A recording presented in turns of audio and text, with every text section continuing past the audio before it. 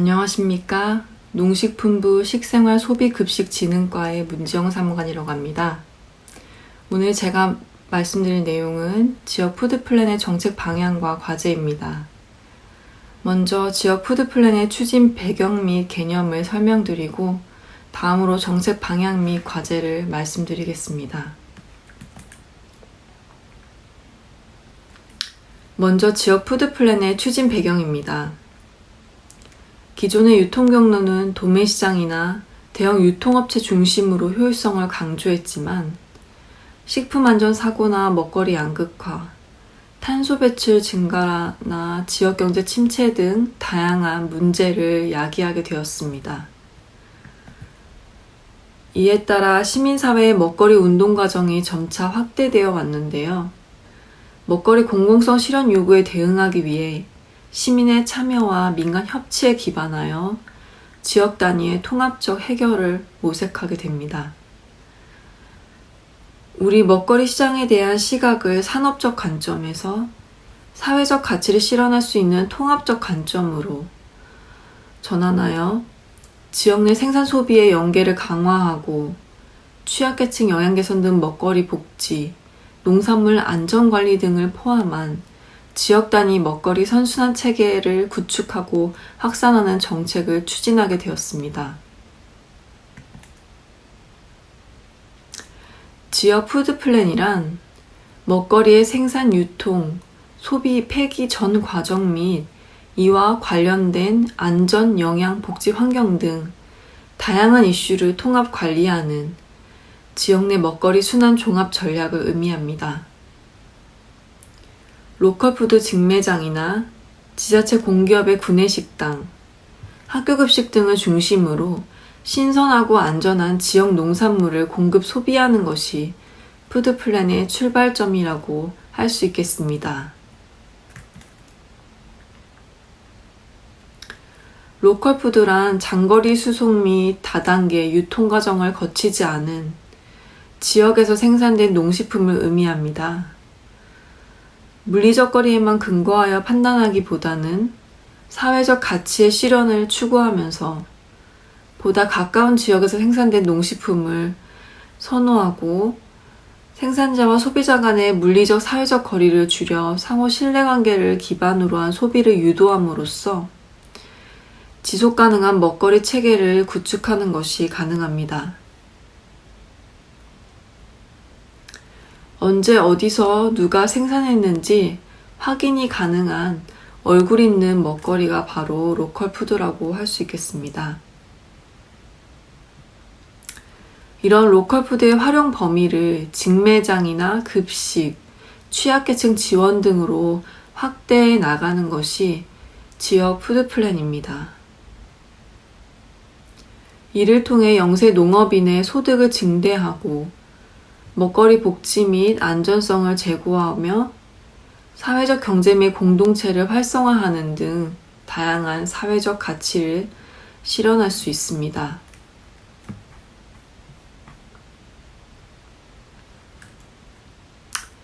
지역 푸드플랜의 기대 효과에 대해서 보다 자세하게 말씀드리면 농업, 농촌의 지속 가능성을 높이고 건강한 먹거리 공급 체계를 구축할 수 있다는 것입니다.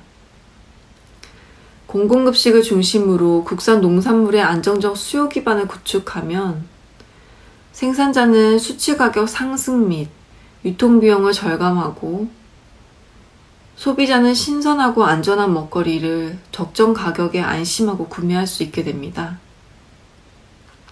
먹거리 복지, 환경 등을 통합적으로 고려함에 따라 로컬푸드 관련 다양한 사회적 경제 활동을 촉진하고 생산자 소득 증가 및 일자리 창출에 따른 소비 지출 증가 등 지역 경제 선순환 효과가 발생하는 것입니다.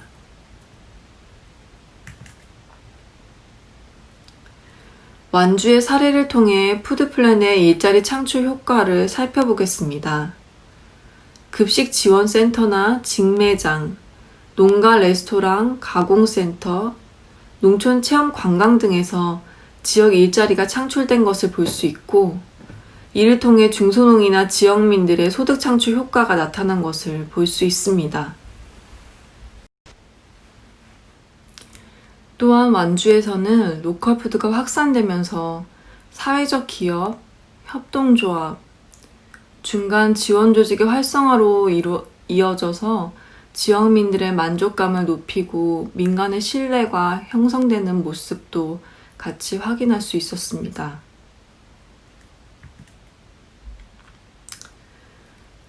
미국에서도 연방정부는 물론 주정부의 먹거리 정책에 대한 관심이 점차 확대되고 있는데요.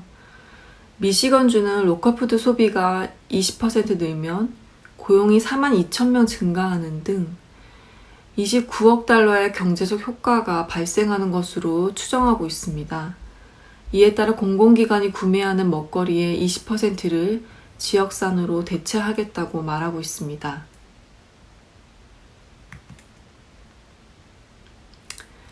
현재 지역 푸드플랜 추진 지자체 현황을 보겠습니다. 17년 4개 지자체에서 시작해서 꾸준히 확대되어 20년에는 광역 15개, 기초 52개로 총 67개의 지자체에서 지역 푸드플랜을 추진하고 있습니다.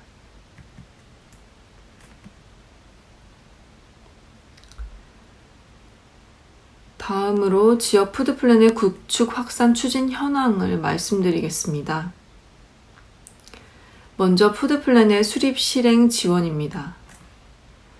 지역 푸드플랜 수립을 확산하기 위하여 18년부터 푸드플랜 수립을 위한 실태조사 및 실증 연구를 지원하고 있습니다. 18년에 9개 지자체, 19년, 20년은 각각 18개 지자체에 지원이 되었습니다. 또한 올해부터는 푸드플랜을 수립한 지자체를 대상으로 로컬푸드 공급체계 구축을 지원하고 있는데요.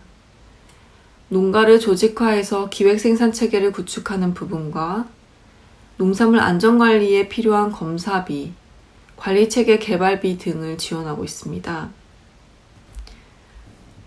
또한 19년부터는 푸드플랜 패키지 지원을 시작하였습니다. 지역 푸드플랜을 수립한 지자체 중 우수 지자체를 선정하여 먹거리 선순환체계 구축에 필요한 16개 농림사업을 5년간 포괄적으로 지원합니다.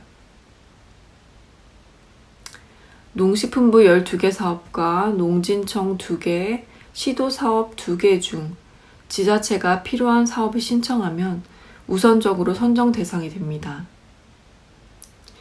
선정된 시군구와 농식품부 시도가 먹거리 계획 협약을 체결하고 전담 자문가를 위촉하여 전문가의 현장 중심 1:1 컨설팅 지원도 받게 됩니다. 19년에는 9개 지자체가 선정되었고 국비로만 총 404억 원이 지원되며 20년에는 8개 지자체를 선정하여 국비 431억 원을 지원할 예정입니다.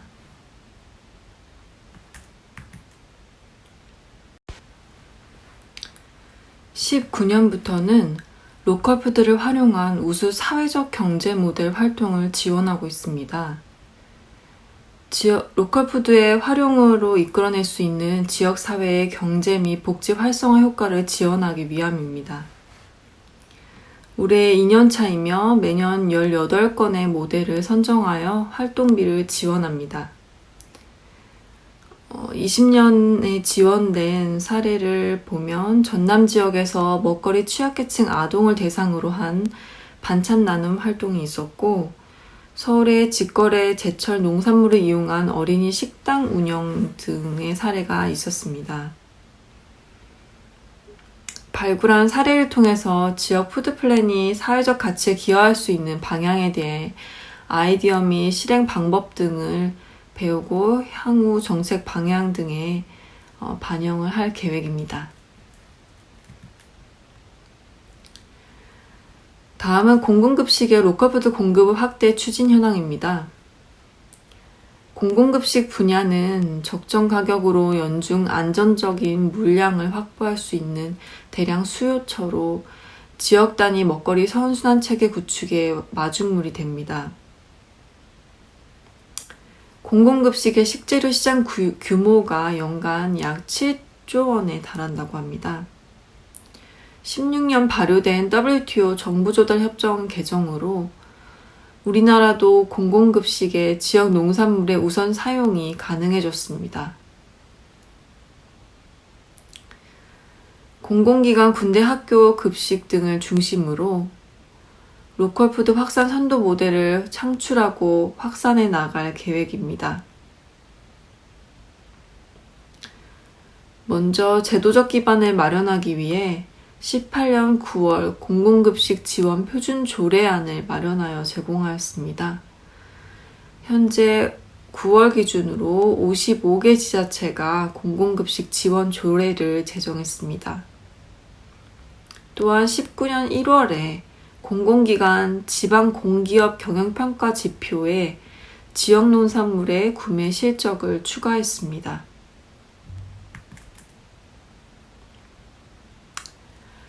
다음은 공공기관, 정부기관의 급식 추진 현황입니다. 나주, 전주, 완주 등 혁신도시 공공기관의 급식에 로컬푸드 공급 체계를 안정화했습니다. 작년까지 성과를 살펴보면 나주의 공공기관이 14개로 늘었으며 전주, 완주로 9개 기관에 6,500여만 원의 농산물을 공급했습니다. 앞으로 진주, 완주, 김천 등 전 혁신도시로 단계적으로 확산을 해나갈 것이며 정부 청사 급식에도 로컬푸드 공급을 단계별로 추진하여 정부 산하 기관까지 확대해 나갈 계획입니다.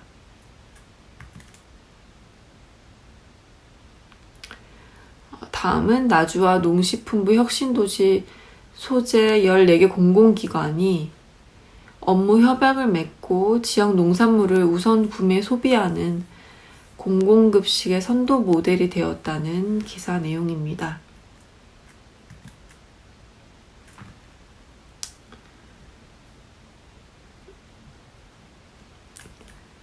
다음은 군급식과 학교급식입니다.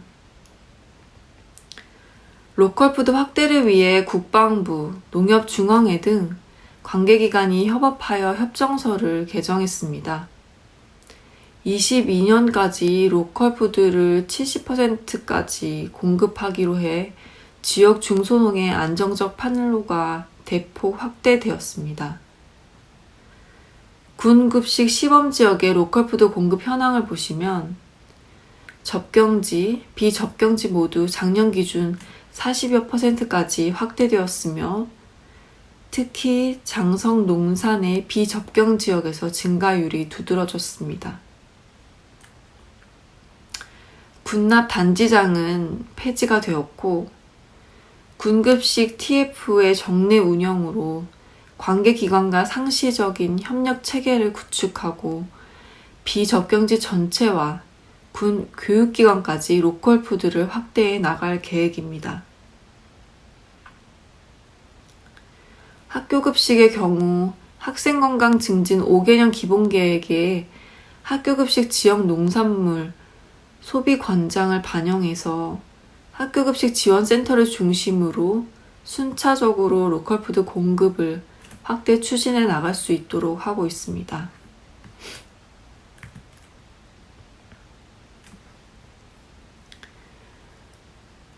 다음은 로컬푸드 직매장 활성화입니다.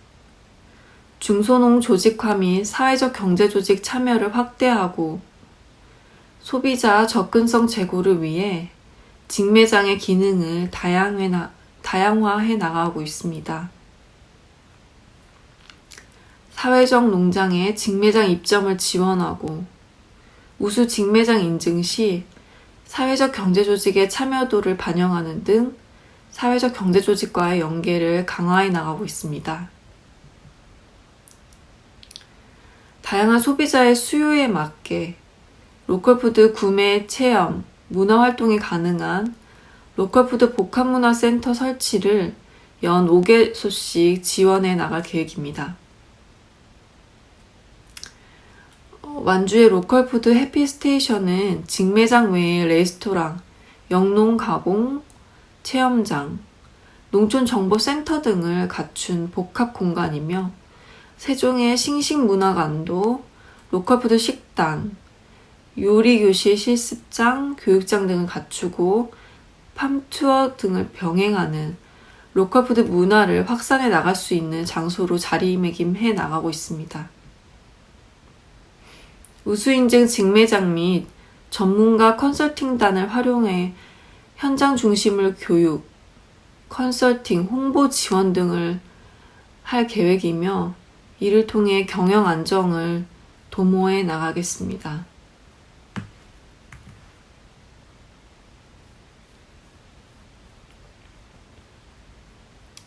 다음으로 향후 중점 추진 계획에 대해서 말씀드리겠습니다. 시민사회와 지자체를 중심으로 푸드플랜을 전국적으로 확산하고 내실화하는 데 더욱 집중을 해나가겠습니다. 푸드플랜 추진 단계에 따라 지자체를 4개 그룹으로 구분하여 체계적으로 지원하고 관리해 나가겠습니다. 패키지 지원 대상 지자체는 공공급식 로컬푸드 공급 확대를 중점 추진하고 전담 자문단을 통해 성과 관리를 강화해 나가겠습니다. 수립이 완료된 지자체 간 교류를 촉진하고 농가 조직화 및 안전관리 등 로컬푸드 공급체계 구축을 지원하겠습니다.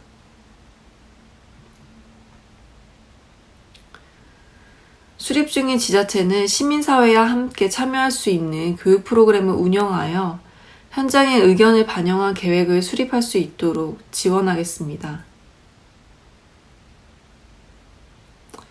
또한 로컬푸드 지수 평가 결과를 적극 홍보하고 지수 결과에 대한 시도별 토론회에 참석하도록 하여 푸드플랜을 미추진하고 있는 지역사회의 관심을 제고해 나가겠습니다.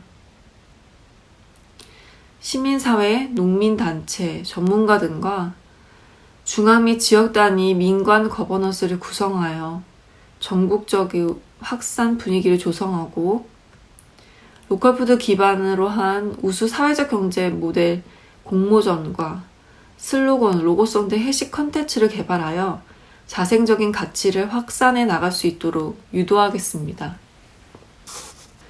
19년에 로컬푸드 확산 3개년 추진 계획을 세웠습니다. 생산자와 소비자가 함께하는 얼굴 있는 건강한 먹거리를 비전으로 하여 로컬푸드에 대한 대국민 인지도를 22년까지 70%로 끌어올리고 로컬푸드 유통 비중을 22년까지 15%까지 달성하는 것이 목표입니다. 공공기관, 군급식 등 공공부문에서의 로컬푸드 공급 비중은 70%까지 달성하고 로컬푸드 소비체계 구축에 참여한 지자체를 100개로 확대해 나가는 것이 목표입니다.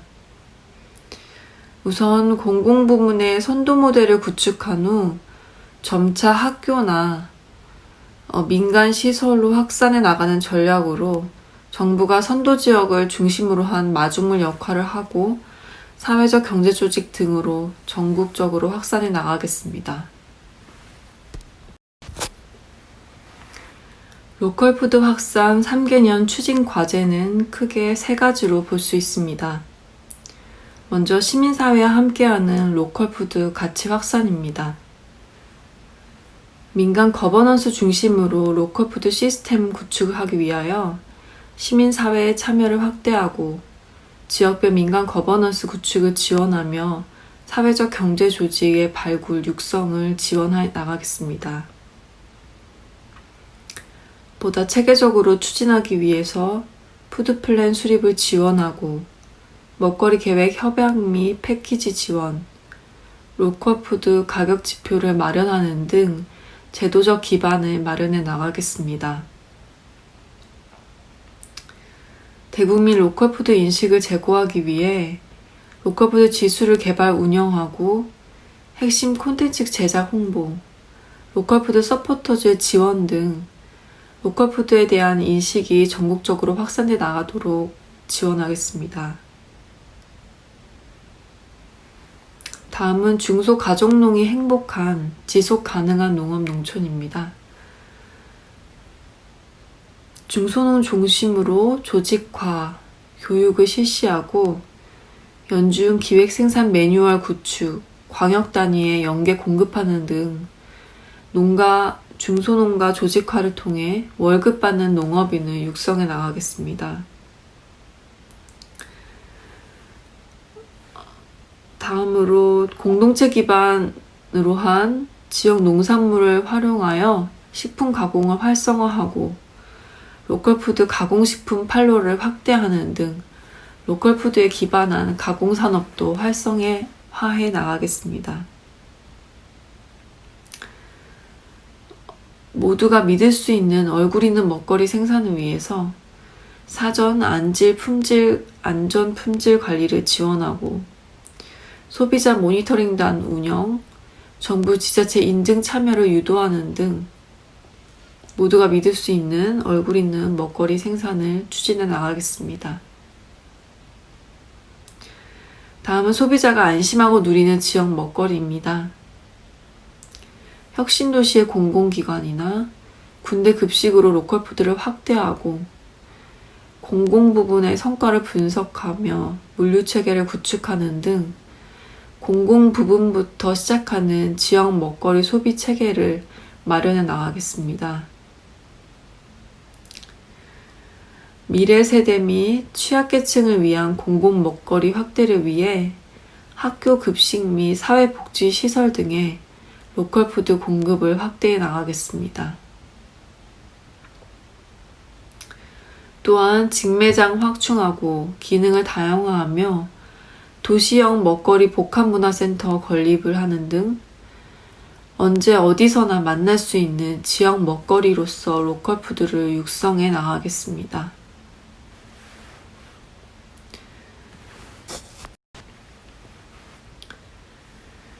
지역 푸드플랜을 추진하는 데 있어 가장 중요한 점은 민간의 협력인 것 같습니다. 먹거리의 공공성이나 로컬푸드의 사회경제적 효과 등에 대해서 시민사회나 지역 농업인들의 인식이 우선 바뀌어야 되고요. 이를 조직해서 푸드플랜 체계를 구축하는 것에 지자체의 노력이 보다 많이 필요한 시점인 것으로 보입니다. 올해는 코로나19 상황 등으로 교육이나 그런 회의 자리를 마련하는 것도 굉장히 어려운 시점이라고 생각은 되지만 그런 부분들이 먼저 선행되지 않는다면 푸드플랜 성공하기 어렵다고 생각합니다.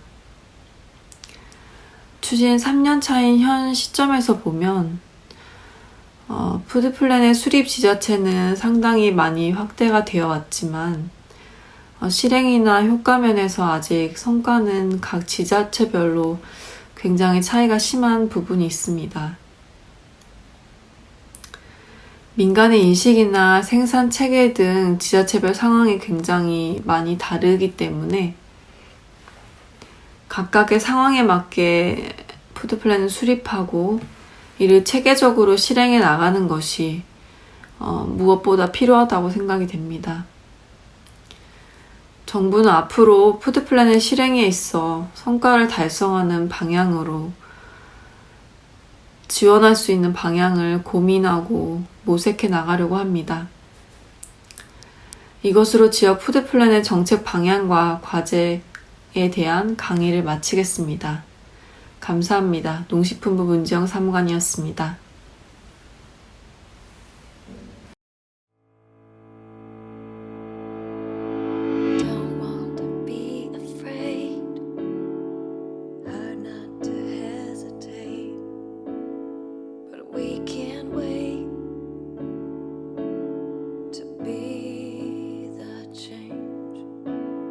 It's not too late, free from hate. Think of the future that we could create. Face the facts today. There's a better way. Take one step back and say there's a better way.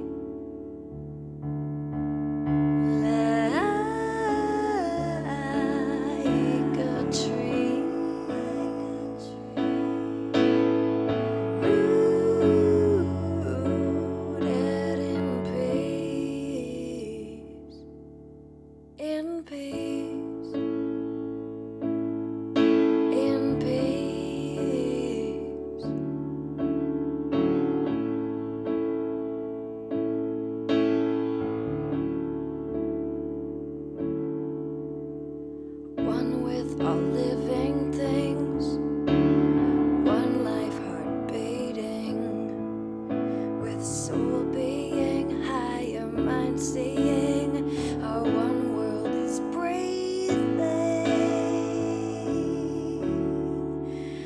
with you and me in harmony, revolving. Our destiny is evolving to peace like a tree,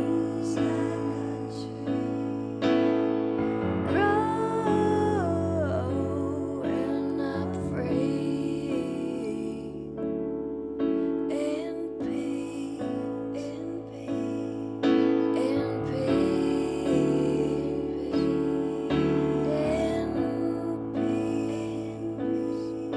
in peace. No more deforestation, restore before ocean pollution to every nation. Be the solution.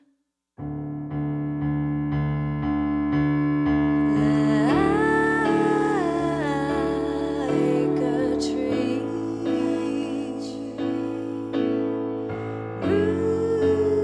rooted in peace,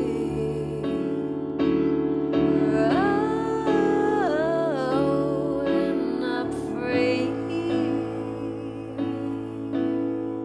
rooted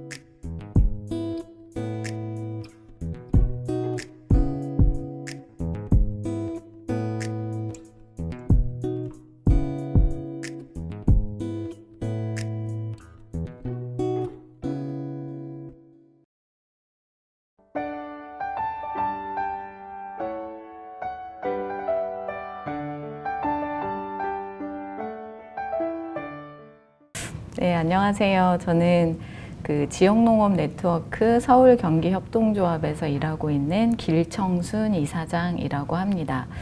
오늘 제가 여러분들께 이제 한 40분 정도 말씀드릴 강의 주제는 서대문구의 푸드플랜 기본 구상과 민관 협치 활성화 방향에 대해서 말씀을 드리려고 합니다. 제가 이 자리에 오게 된 배경은 저희가 서대문구 푸드플랜 수립하는 연구 용역을 진행을 했었고 연구 용역이 종료된 이후에도 계속 서대문구에서 민간에 계신 분들이 이제 다양한 활동들을 해오시는 과정에서 연을 놓지 않고 잘 인연을 맺어가고 있는 그런 회사라서 오늘 이 자리까지 오게 되었고요. 오늘 그 강의 드릴 내용은 저희가 서대문구 푸드플랜 수립하고 최종 보고회 진행할 때 사용했던 자료이고 그 이후에도 이제 많은 일들이 진행이 됐기 때문에 그런 부분에 대해서는 추후에 좀 더 관심 가지고 봐주시면 좋을 것 같고요. 전체적으로 이제 연구 용역이 진행된 과정과 그 과정 속에서 어떤 전략과 비전이 나왔는지 이런 것들을 설명드리고 나서 이제 푸드 플랜이라는 게 사실 이제 실행력을 확보하기 위해서는 행정의 의지도 중요하지만 민간에서 활동하시는 분들의 관심과 참여 그리고 일정 정도 이제 희생이라고 하는 부분도 필요하기 때문에 이제 그런 부분에 대한 저희의 어떤 고민들 이런 것들을 말씀드리고 마치도록 하겠습니다. 일단 그 서대문구 푸드 플랜이 서대문구 안에서 이미 예전부터 먹거리에 대한 고민들을 하고 계셨는데 2018년부터 농식품부에서 그 지역 단위 푸드 플랜 구축 지원 사업이라고 하는 지자체 단위에서 푸드 플랜을 수립하는 데 필요한 예산을 지원하는 그런 사업이 생겼어요. 그래서 서대문구에서 행정에서 준비하셔가지고 시범 사업에 응모를 하셨고 이제 많은 지자체에서 신청을 하셨는데 도시 지역에서 거의 유일하게 신청을 하신 곳이 서대문구였습니다. 그래서 그 사업에 선정이 되셔가지고 그 기회로 인해서 푸드플랜이 수립되었고요. 처음에 푸드플랜 수립을 이제 시작하는 과정에서 서대문구에서 좀 관심을 많이 가지셨던 부분이 뭐였냐면 서대문구에 거주하시는 일반 구민들하고 그다음에 지역에서 먹거리 관련해서 상업 활동을 하시는 소상공인들하고 함께 할 수 있는 모델로서 협동마트라는 개념을 좀 구상을 하고 계셨었어요. 그래서 먹거리 전략 안에서 협동마트가 되게 중요한 이제 거점의 역할을 할 수 있게 하는 방법들을 찾았으면 좋겠다라고 하는 그런 이제 니즈가 있으셨고 그리고 큰 틀에서 보면 서대문구가 지금 이제 재개발 뭐 도시 재생 사업 이런 것들이 이제 활발하게 일어난 지역 중에 한 군데인데 그 과정에서 사실 서대문구라고 하는 하나의 자치구 안에서도 굉장히 이제 다양한 생활 격차나 경제적 양극화 현상들이 일어나고 있었어요. 그래서 먹거리가 가지고 있는 사회적, 경제적, 뭐 환경적, 문화적 가치나 이런 것들을 고려했을 때 그 서대문구가 안고 있는 그러한 이슈들을 먹거리를 매개로 조금 해결해 볼 수 있지 않겠냐 하는 차원에서 이제 연구 용역이 진행이 되었습니다. 주요 추진 경과는 농식품부 시범 사업에 선정이 되시고 나서 굉장히 이제 그 계획에 의해서 이제 일정한 절차를 거치면서 전체 연구 용역이 진행이 됐고요. 9개월 정도 기간 동안에 푸드 플랜을 수립을 하면서 저희는 연구 용역사로서 이제 정해진 프로세스에 따라서 일반적인 통계나 이제 행정에서 갖고 계시는 자료들을 분석하는 작업도 했지만 TFT 형태로 해서 민간이 참여하는 방식의 푸드 플랜 논의 단위들을 만들어서 그 안에서 다양한 의견 수렴을 했고 그리고 서대문구가 안고 있는 먹거리 문제를 조금 더 이제 구체적으로 파악하고 싶어서 이제 설문조사나 그다음에 현장에서 저희가 직접 발로 뛰는 실태조사를 진행을 했고요. 제일 인상 깊었던 것은 그 저희가 복지시설들에 대한 그 급식 실태 조사를 하는데 실제 서대문구에서 먹거리 분야에서 활동하시는 분들이 참여하셔가지고 같이 조사를 했습니다. 뭐 이제 와서 하는 얘기지만 실제 이제 조사하는 과정에서 다 이렇게 처음이시다 보니까 이제 어려움을 겪으시는 분들도 많았었는데 그 덕분에 서대문구에서 살고 계시는 분들이 서대문구 복지기관의 먹거리 그다음에 급식과 관련한 실태를 같이 좀 알 수 있는 기회가 돼서 굉장히 좀 의미 있었던 것 같습니다. 먹거리 실태 조사를 하고 의제를 도출하는 과정을 이제 거쳤는데요. 6페이지에 보시는 것처럼 그 푸드 시스템이라고 해서 먹거리가 생산되고 가공 유통되고 소비 폐기 자원화되는 과정을 이제 푸드 시스템이라고 하는데, 그러니까 각각의 영역과 관련한 이제 서대문구의 먹거리 실태를 종합적으로 저희가 조사를 했고요. 그리고 먹거리 보장 영역에서는 먹거리의 적절성, 뭐 접근성, 그다음에 형평성, 분배 뭐 이런 차원에서 이제 기본권으로서의 먹거리 보장 체계가 어떻게 만들어져 있는지 이런 것들에 대한 분석들을 좀 진행을 했습니다. 이러한 분석 작업을 통해서 먹거리 정책의 이슈들을 저희가 뽑아내고 그 이슈를 바탕으로 해서 7개의 어떤 이제 서대문구 푸드 플랜 수립의 기본 방향을 도출하는 과정을 거쳤습니다.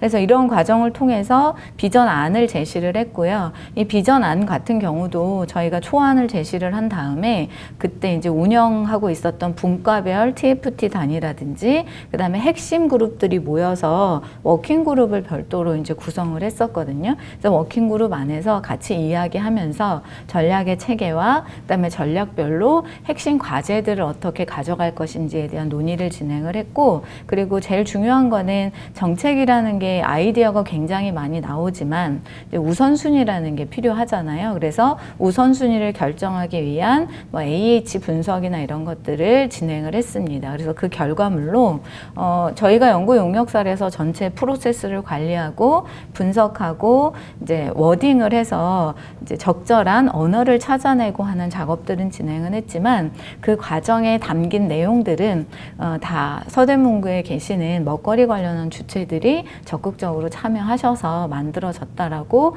보시면 될 것 같습니다. 2장 넘어가서 그러면 이제 푸드 플랜에 대해서 앞선 강의에서 어떤 의미가 있는지를 좀 공부를 하셨을 거예요. 근데 저희가 서대문구의 푸드 플랜을 수립하는 과정에서 그러면 서대문구의 푸드 플랜이 도대체 어떤 의미고 어떤 방향성에서 접근을 해야 되는지에 대한 고민들을 했었고, 그 내용에 대해서 간단히 설명드리고 서대문구의 먹거리 실태조사 결과를 간략하게 말씀드리도록 하겠습니다. 9페이지 보시면 그림을 그렸는데 제가 개인적으로 작성한 슬라이드 중에 좀 좋아하는 슬라이드 중에 하나예요. 근데 이제 어떤 내용이냐고 하면 우리가 지금까지 이제 당연한 것처럼 여겨졌던 삶의 공간이나 환경들이 이제는 더 이상 당연하지 않은 사회가 왔다는 거죠. 그래서 그거를 뉴 노멀이라고 해서 새로운 표준들이 만들어졌는데, 그런 새로운 표준들이 뭐 경제적인 측면에서나 물질적인 측면에서 저희의 삶을 더 편하게 해주는 방향성은 아니고요. 오히려 그동안 누려왔던 물질적 풍요나 경제적 풍요를 일정 정도 포기하고 우리가 생존하기 위해서 필요한 지속 가능성에 대한 고민들을 해야 되는 그런 상황이 도래를 했고, 그래서 저희가 최근에는 지속 가능성의 위기라든지 전환이 필요하다라든지 패러다임을 전환을 해서 새로운 삶의 방식들을 찾아내야 된다든지 이런 얘기들을 하고 있는 게 다 이런 어떤 경제 환경이나 그다음에 기후 변화나 이런 문제들이 이제는 더 이상 버티기 어려운 수준까지 악화됐기 때문에 나오는 이야기들인 것 같아요. 그래서 나중에 혹시라도 개인적으로 이제 관심 있으신 분들은 우측에 있는 도넛 경제학이라고 하는 책을 한번 보시면 좋을 것 같은데, 기존의 경제학자들이 많이 이야기했던 경제의 흐름이나 이런 것들이 이제 더 이상 적용되지 않는 그런 세상이 왔고, 그 안에서 인류가 지속 가능하려면 어떤 이슈들에 우리가 관심을 가져야 되는지 뭐 이런 부분들을 되게 이렇게 쉽게 풀어쓴 책입니다. 그래서 책은 좀 두껍긴 한데 좀 인내심을 가지고 읽어보시면 이제 이런 문제들을 앞으로 우리가 고민하면서 살아야겠다라고 하는 메시지를 얻기에는 되게 좋을 것 같습니다. 개인적으로 뭐 이 케이트 레이워스라는 분하고 뭐 관계가 있는 건 아니고요. 좀 읽어보니까 좋아서 추천을 드리는 거고요. 그리고 먹거리 분야에서는 그 기본권으로서의 먹거리에 대한 인식들이 늘어나기 시작을 했어요. 제가 지금 이 녹화를 하고 있는 시간이 9시 14분인데 아침에 여기 8시 한 20분 정도에 도착을 했거든요. 그래서 아침에 밥을 먹지 않고 사과를 이제 몇 조각 먹었습니다. 근데 인간이 생존하는 데 있어서 이 먹는 거라는 게 단순히 돈이 많으면 좋은 음식을 먹고 돈이 없으면 뭐 저질의 그 음식을 지역을 먹게 되는 현실들이 지금까지는 시장에서 거래되는 어떤 상품으로서 먹거리를 봤기 때문에 당연하다고 생각을 하면서 살아왔던 것 같아요. 근데 이 먹는 거라는 거는 부자나 가난한 사람이나 누구나 충족되어야 되는 기본제다. 그래서 기본제는 사실 인간이라면은 존중받아야 되는 권리에 해당을 한다라고 해서 기본권으로서의 먹거리에 대한 인식들이 높아지기 시작을 했습니다. 그리고 기본권으로서 먹거리라는 것을 상정하는 순간에 이거는 일종의 이제 공공에서 보장해야 되는 공공재적 성격을 갖게 되는 거죠. 그래서 우측에서 보시는 것처럼 그 선진국의 주요 도시들에서 여러 가지 계기들이 있었지만 그 먹거리에 대한 인식들이 달라지기 시작을 했고 우리가 안고 있는 다양한 먹거리 이슈들을 좀 민간이 참여해서 한번 바꿔보자라는 움직임들이 이제 확산되기 시작을 했고요. 2006년, 7년 이렇게 넘어오면서 선진국의 주요 도시들에서 먹거리 전략, 푸드 스트래티지 또는 파리 같은 뭐 프랑스나 이런 국가 단위에서는 푸드 플랜이라고 하는 뭐 국가 먹거리 기본 계획 뭐 이런 형태로 해서 먹거리에 대한 다양한 이슈들을 해결하기 위한 정책 계획이나 민간의 어떤 그 뭐라고 해야 될까요? 그 지향해야 될 가치, 방향성 이런 것들을 정리한 전략 계획들이 나오기 시작을 했어요.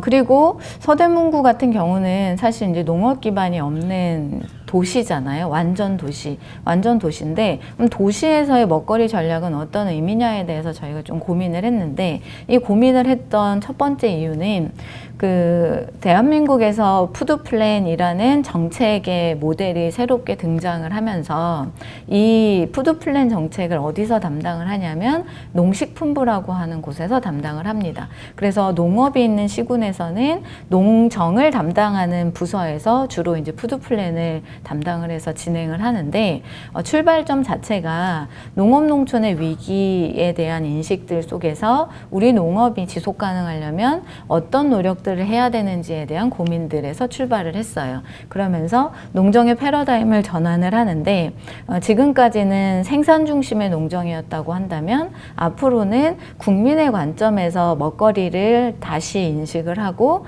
그 안에서 우리 농업이 해야 되는 역할들, 농업이 나아가야 될 방향들을 찾아보자 이런 고민들 속에서 지금 푸드플랜이 농정부서에서 담당을 하고 있는데 저희 서대문구는 농정부서가 없잖아요. 도시농업을 담당하는 부서는 있지만 그럼 도시 먹거리가 도대체 이제 어떤 의미냐라는 부분에 대해서 이제 선진국이나 다른 국가들에서는 도시 쪽에서 먼저 시작한 어떤 운동적 성격들이 있었기 때문에 이런 고민을 많이 안 했는데 이제 저희 같은 경우는 상황이 좀 달라서 서대문구 푸드플랜은 어떻게 볼 것인가에 대한 고민을 하게 된 거죠. 근데 결론은 이제 인류의 지속 가능성, 그 다음에 자기 회복력, 레질리언스라고 하는 그 영어로 표현하면 레질리언스라고 하는 회복력이라는 부분에 있어서 도시는 굉장히 불완전한 공간이기도 하고 그 다음에 도시를 구성하는 주체들이 해결할 수 없는 것 중에 하나가 먹거리 자급이라는 문제인 거죠.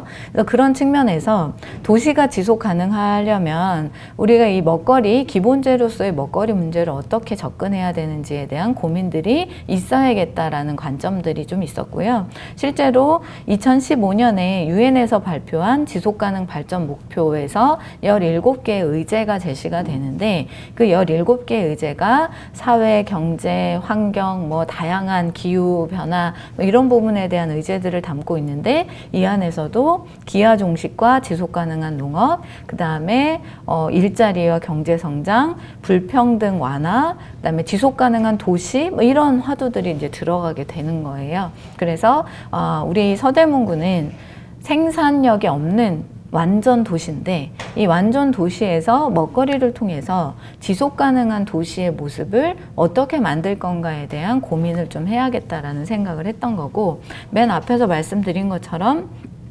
서대문구가 여러 가지 이제 개발 요인들이 있다 보니까 도시 안에서 불평등이 심화됐고 뭐 경제적 불평등이 심화됐을 때 저 같은 경우는 뭐 옷을 좀 덜 좋은 거를 입게 된다거나 뭐 이제 다양한 문화 활동을 덜 하게 된다거나 돈이 좀 적다거나 뭐 이런 문제도 굉장히 이제 중요한 포인트가 될 수 있지만 먹거리 격차가 심화되면서 건강 격차가 이제 더 심화되는 문제가 중요하다고 좀 생각을 합니다. 실제로 경제적 격차가 다양한 뭐 비만, 당뇨, 고혈압 이런 이제 대사증후군 질병에 대한 어떤 격차들을 보여주는 통계 조사 결과도 많고요. 실제 수명, 기대 수명과 관련해서도 가난할수록 빨리 죽고요. 부자일수록 오래 산다는 그런 통계 조사들도 있거든요. 그래서 그런 부분과 연결해서 어떤 뭐 제로 헝거 챌린지나 이런 것들이 기아 문제를 고민을 하지만 우리 도시인 서대문구에서는 경제적 불평등, 양극화에 따른 먹거리 격차 문제를 좀 해소해서 이제 이왕에 이렇게 생활하시는 거 조금 더 건강하게 생활하실 수 있는 이제 공간을 좀 만들어 드리자, 생활 환경을 만들어 드리자, 이제 이런 부분에 대한 문제의식들이 좀 있었고요. 도시의 지속 가능성과 먹거리 전략을 고민하는 과정에서 서대문구에서 조금 강조하고 싶었던 표현이 있었는데 그게 이제 포용이라는 개념이었어요. 그래서 불평등이 심화되면서 우리 사회가 안고 있는 다양한 문제들이 계속 이제 표출되기 시작을 하는 건데 이러한 문제들을 계속 안고 살면서 이제 살기 어려운 환경으로 악화시킬 거냐 아니면 지금이라도 다양한 노력들을 해서 다 함께 좀 더 행복하게 살 수 있는 공간을 만들 거냐라는 이제 선택을 해야 되는 시기라고 생각을 하는데 그런 관점에서 이제 포용성 관점에서의 정책들 이런 것들이 굉장히 중요하다고 보여지고요. 실제로 서울에서도 그 포용도시 서울이라고 하는 이제 기본 계획을 서울연구원이었나 어디서 이렇게 만들었고 그 포용도시 서울에 포함된 내용들 중에 어떤 게 있냐면 모든 시민이 건강할 권리 뭐 이런 내용들이 포함이 돼 있습니다. 그래서 서대문구에서는 포용이라는 화두를 좀 먹거리 전략하고 연계해서 던져보자라고 생각을 했고 이 이후에 국가적으로 이제 사회 경제 정책 방향을 선언할 때에도 포용 국가론 뭐 이런 관점에서 이제 이 포용이라는 단어들이 좀 제시되기도 했었어요. 13페이지 보시면 2019년에 이제 서대문구의 일반적인 영역에서의 현황들을 좀 보여드리려고 했는데 일단 서대문구가 2018년도 기준으로 했을 때 고령화율이 2019년도 기준으로 했을 때 고령화율이 16%예요. 이미 이제 고령사회로 진입한 지금까지 좀 늙어왔던 도시인 거죠. 근데 그 뉴타운이나 뭐 이런 것들이 개발이 되면서 인구 구조가 좀 변화되고 있기는 한데 이 고령화 흐름은 크게 이제 거스르기는 어려울 것 같아요. 그래서 서대문구는 이제 늙고 있는 도시다라는 개념이 좀 있었고요. 실제로 장래 인구 추계를 한 결과들을 보면 앞으로 인구는 줄어들 거다라고 하는 이제 예측들이 나오고 있는 상태고 일본에서 그 지방 소멸 위험 지수라는 개념을 좀 쓰는 게 있어요. 이게 이제 65세 이상 고령자와 그다음에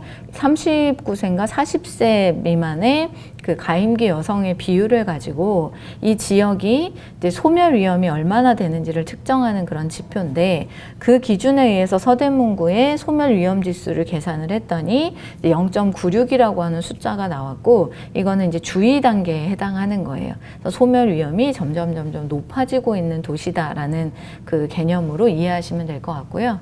그리고 서대문구의 되게 큰 특징 중에 하나가 1인 가구 비중이 되게 높아요. 근데 1인 가구 중에서도 청년 1인 가구, 대학이 많잖아요, 서대문구에. 그러다 보니까 이제 노인 65세 이상의 이제 어르신들 혼자 사시는 분들도 적지 않지만 청년 1인 가구가 굉장히 많아서 이제 최근에 대한민국의 가구 구성 중에 제일 많은 비중을 차지하는 게 1인 가구인데 1인 가구의 먹거리 문제가 또 심각한 그 이슈로 지금 이렇게 인식되고 있거든요. 그래서 그런 부분에 대한 특징들이 있었고, 재정 자립도 지자체 안에서 이제 뭔가 이렇게 정책을 좀 적극적으로 펼치는 데 있어서 굉장히 중요한 요소인데, 서대문구 같은 경우가 재정 자립도가 25.4% 당시에, 그래서 전체 25개 자치구 중에 16위 정도 하고 있어요. 그래서 서대문구는 사실 그냥 일상생활을 하시는 데 있어서는 뭐 이렇게 여러 가지 이렇게 장점들이 많은 도시인데,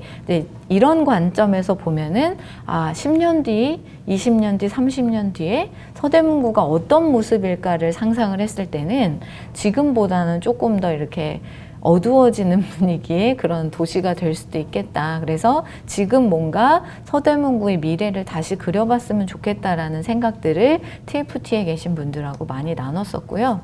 먹거리 실태는 일단 생산과 관련해서는 경지가 없죠. 농경지가 없고요. 뭐 그냥 일반 상식으로 좀 알아두시면 좋을 거는 서울시 전체 경지 면적이 400헥타르 정도밖에 안 돼요. 그러니까 되게 불완전한, 먹거리에 있어서는 생산 기반이 없는 불완전한 그런 이제 도시에 여러분들이 살고 계신 거예요.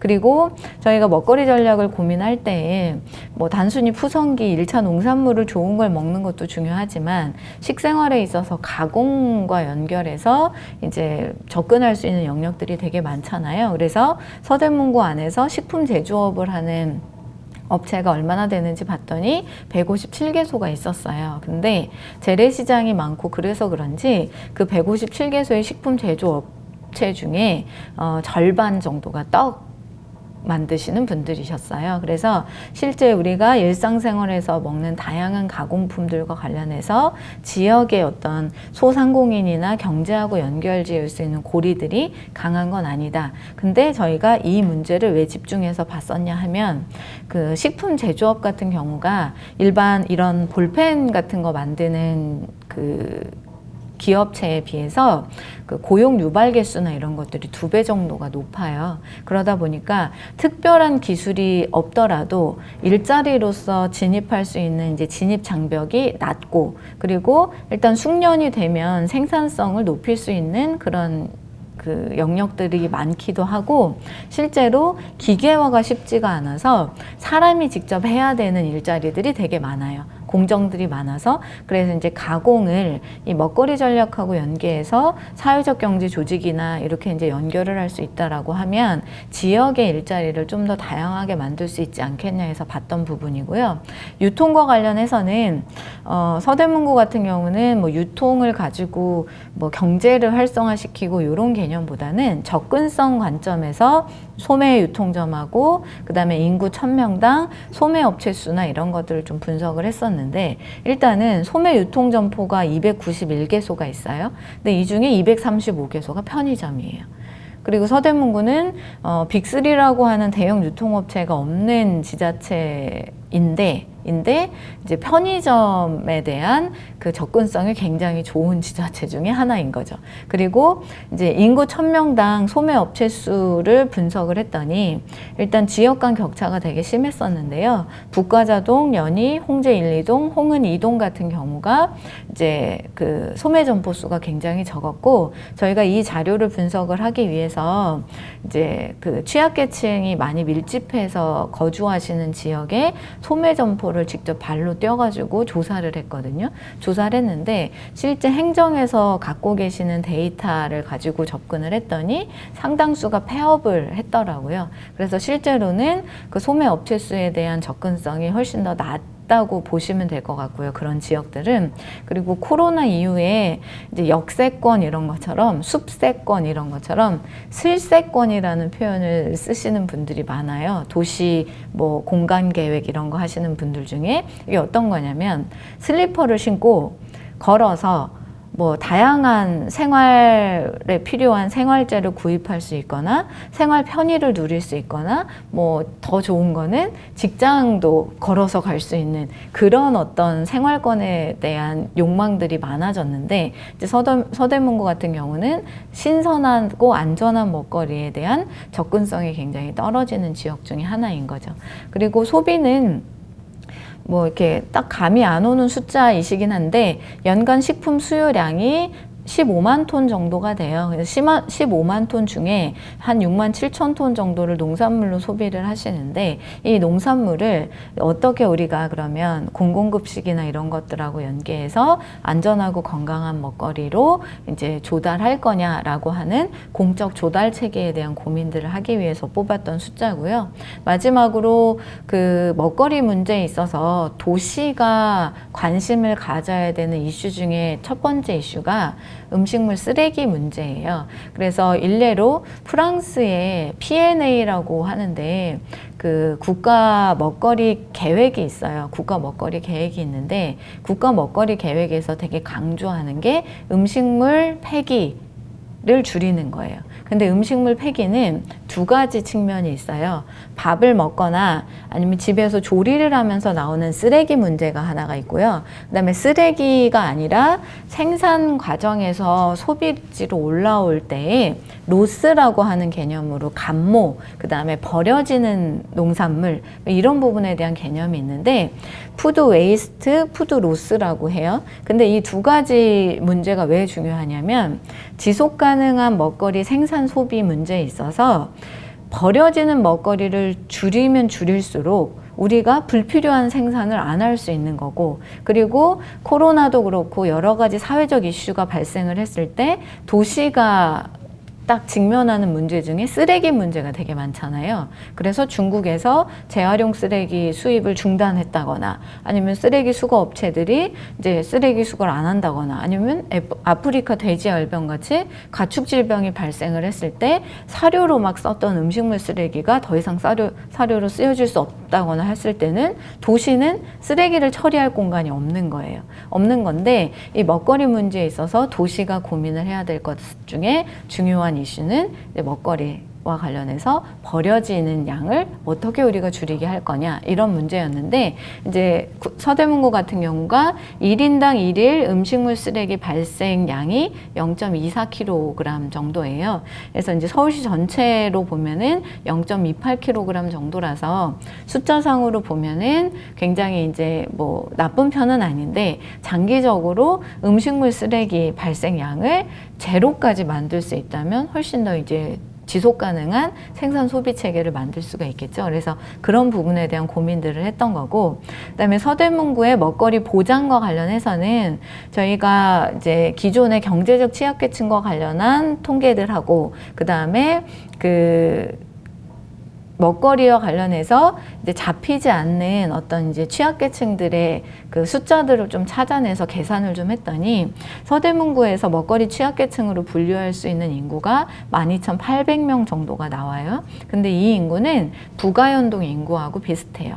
그러니까 우리가 대한민국이 2020년에 뭐 굶는 사람 또는 뭐 먹거리가 충분히 보장되지 않는 사람이 몇 명이나 있겠어라고 생각하시는 분들이 많은데, 실제로 부가연동에 거주하는 인구만큼 서대문구에서 먹거리가 충분히 양적으로 질적으로 공급되지 않고 있다라고 보시면 될 것 같아요. 그래서 실제로 뭐 기아 문제나 먹거리 보장 문제, 기본권으로서 먹거리 보장 문제는 여전히 중요한 이슈고, 먹거리 그 복지에 있어서의 사각지대들을 찾아내서 대한민국에서 굶는 사람, 먹거리가 충분히 보장되지 않는 사람을 없게 만드는 게 이제 중요한 것 같아요.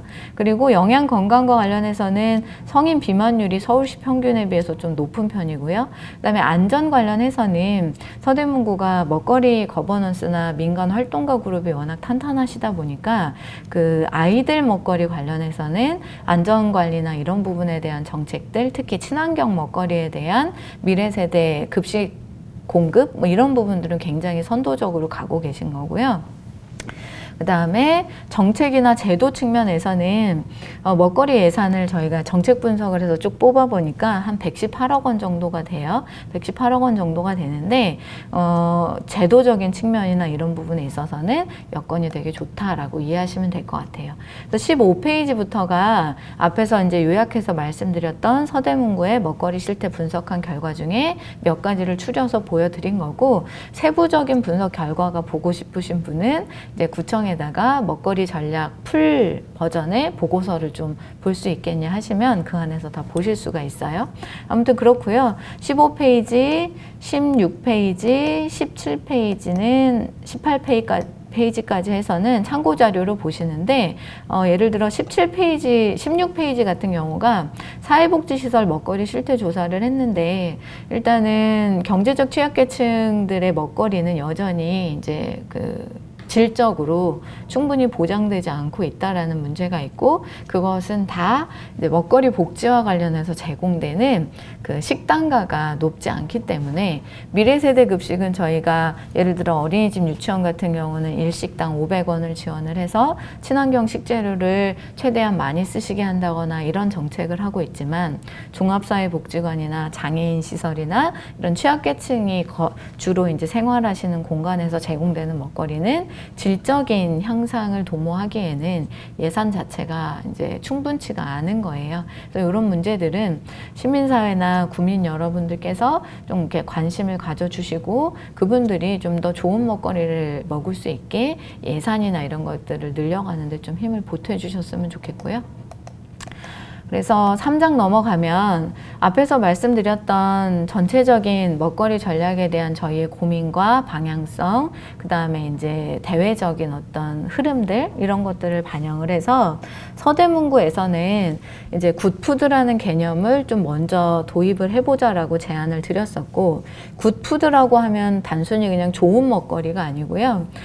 사회, 경제, 환경적 가치들, 문화적 가치들을 고려해서 이제 지속 가능한 생산 소비 체계를 만들기 위해서 우리가 이제 추구해야 될 어떤 방향성들을 좀 담아보는 형태의 굿푸드 개념을 좀 제안을 드리려고 했고, 아래에 보여드리는 그림이 그 미국의 위스콘신의 먹거리 전략을 전문적으로 연구하는 그런 어떤 센터인지 뭐 이런 게 있더라고요. 그래서 거기에서 그린 그림을 저희가 좀 이렇게 각색을 해서 그린 건데, 일단 먹거리 전략을 고민할 때 이제 돈이나 일자리나 뭐 이런 경제 이런 것과 연결해서 이제 푸드 시스템 상에서의 지역 경제 선순환 구조, 일자리 문제 이런 것들을 고민하는 것도 하나의 축으로 설정을 하고, 또 한 축에서는 먹거리를 기본권으로서 상정을 하고 먹거리를 통해서 기본권으로서의 먹거리 정의 이런 것들을 좀 실현할 수 있는 가치들을 함께 공유하면서 지속 가능성에 대한 고민들을 좀 담아냈으면 좋겠다. 그리고 먹거리에 대해서 생산력이 없고 먹거리를 생산 소비하는 과정에서 자기 회복력이 없는 게 도시라면 그 자기 회복력을 받쳐주는 게 농촌이잖아요. 그러니까 농촌을 이제 어떤 뭐랄까요? 좀 표현이 과격하긴 한데 뭐 수탈의 대상으로 보는 게 아니고 도시가 유지되려면 농촌이 살아야 도시가 유지된다라는 관점에서 농업과 농촌과 농업인들을 배려하는 그런 가치들을 같이 좀 이렇게 담아내자 해가지고 이런 그림을 그렸던 거고요. 전략은 이슈 분석해서 이제 의제 도출하고 그 의제를 어떻게 해결할 건가에 대한 방향성을 좀 설정을 했던 건데, 이 내용은 나중에 찬찬히 이제 그 워딩된 거를 보시면은 다 이해하실 내용이고요. 22페이지가 저희가 이제 제안 드리고 TFT를 통해서 이제 이렇게 다듬었던 그 서대문구의 비전 체계예요. 지속 가능한 먹거리 기반의 포용도시 서대문구라고 해서 그냥 나만 잘 살면 됐지 뭐 그러면서 점점 사회가 어려워지는 그런 도시가 아니라 서로가 서로를 관심을 갖고 챙겨주고, 그리고 그 안에서 서로가 서로를 이렇게 안아줄 수 있는 그런 도시의 모습을 만들어서 누구나 나도 서대문구에서 한번 살아보고 싶네 이런 생각을 하게 하는 그런 미래상을 좀 그려드리고 싶었고요. 목표는 소외 없는 밥상, 배려하는 밥상, 함께하는 밥상이라고 해서 정의와 공정, 건강과 안전, 배려와 상생, 연대와 협력이라고 하는 가치를 가지고 이제 어떤 지향해야 되는 우리의 밥상의 모습을 좀 추상적이지만 좀 따뜻한 언어로 표현하려고 고민을 했었어요. 전략의 방향은 소외 없는 밥상에서는 서대문 구민 누구에게나 안전하고 건강한 먹거리를 충분히 공급한다라고 해서 먹거리의 양적 질적인 보장 체계에 대한 개념을 담아낸 거고요. 두 번째, 배려하는 밥상에서는 환경과 농업을 배려하는 지속 가능한 먹거리 소비 체계를 구축한다. 그래서 배려라는 게 이제 먹는 거를 소비하는 과정에서는 환경도 배려해야 되고, 농촌, 이 도시를 받쳐주고 있었던 농업, 농촌을 배려하는 먹거리 소비, 그 다음에 그 생산하시는 분들에 대한 뭐 고마움, 뭐 이런 것들을 좀 담아내는 전략들을 좀 담으려고 했었고요. 그리고 마지막은 지역사회와 민관이 함께 먹거리 문제를 해결한다. 관주도의 정책은 이제 대한민국에서 할 만큼 했던 것 같고요. 그리고 관이 주도해서 해야 되는 정책이 있고, 민이 참여해야 정책의 지속 가능성이나 동력이 확보되는 그런 영역이 있는데, 먹거리 정책은 단언컨대 민간이 참여하지 않으시면 관에서 할 수 있는 일이 별로 없어요. 그래서 그런 그런 어떤 특성들을 고려해서 이제 그 민민, 관관의 협력을 기반으로 한 먹거리 정책 환경 조성, 이런 것들을 이제 세 번째 전략에 담았던 거예요. 그래서 서대문구 푸드 플랜의 의미는 앞에서 말씀드렸던 것처럼 어떤 먹거리 기반의 포용 도시를 구현하는 틀이 되었으면 좋겠다 생각을 했었는데, 이게 이제 정책하는 과정, 그 정책을 수립하고 그 조율하는 과정에서도 겪었던 어려움이고, 지금 이제 실행 단계로 넘어가면 계속 겪게 될 어려움인데, 대한민국 전국 팔도 어디나 포괄적, 융합적 정책을 하기가 굉장히 어려워요. 이제 왜냐하면 그 정책을 실행하는 단위들이 부서 간, 팀 간, 이 영역들이 되게 이제 세분화되어 있고, 국가에서 내려가는 정책의 틀 자체가 그렇게 돼 있다 보니까, 예를 들어서 먹거리 복지 영역에서 이제 먹거리 복지 예산을 좀 확대하면서 이왕이면 건강하고 안전하고 농촌이나 환경을 배려할 수 있게 뭐 친환경 농산물을 공적 조달 체계에서 공급한다거나 이런 그림을 그리면 되게 좋은데, 이걸 실제로 현장에서 조율을 하려면 부서 간의 입장 차이가 있고 가지고 있는 정책의 가이드라인이 다 다른 거예요. 그래서 이제 그런 것들을 좀 이렇게 연결시키고 문제가 있으면 함께 문제 해결을 하는 그런 행정 시스템을 만들어야겠다 해서 이제 새로운 정책 패러다임이라는 표현을 썼던 겁니다. 전략 목표는 소외 없는 밥상에서 앞에서 말씀드린 전략인데, 전체 333 해서 9개의 목표를 제시를 했어요. 그래서 요거는 집에서 따로 온라인 수업 끝나시고 나서 입으로 소리내서 하나씩 읽어보시면 좋을 것 같은데, 공공급식에 건강하고 안전한 먹거리를 충분히 공급한다. 시민의 식품 관련 건강 문제를 줄인다. 모든 시민은 신선하고 영양 균형이 확보된 양질의 먹거리에 접근할 수 있다. 그리고 도시 속 다양한 형태의 텃밭에서 농산물을 재배하고 나누는 시민이 늘어날 것이다. 먹거리를 상품이 아닌 생활재로 인식하고 생산자와의 상생을 모색한다.